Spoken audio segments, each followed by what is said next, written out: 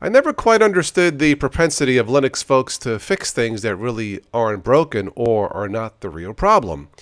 Apparently, Canonical is going to replace their current GNOME software-based Snap Store with a new community-made Flutter store. So, I guess there's a new front-end store for Ubuntu that's been making headlines. Really, how many of us have really had problems with the Ubuntu Software Center, Snap Store, or the Linux Mint, or the Zorin stores, whatever you want to call them? Isn't the real issue the software themselves? Can you imagine if in Windows 11 it took 3 minutes for a Snap-based Firefox to launch? Can you imagine all the jokes and the ridiculousness that would be out there? But if it happens in Linux, just move on.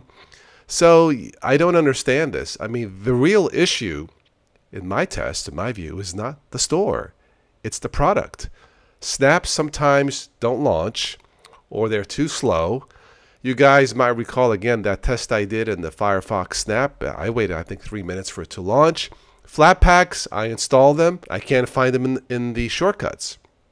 They'll launch from the terminal. But how is that going to help a Windows user or me? So maybe it's just me, but it seems to me that wonderful Linux developers should focus on the real issue, which is the product itself, and forget the cosmetics of what a store looks like. Just my personal opinion. What do you guys think of all this?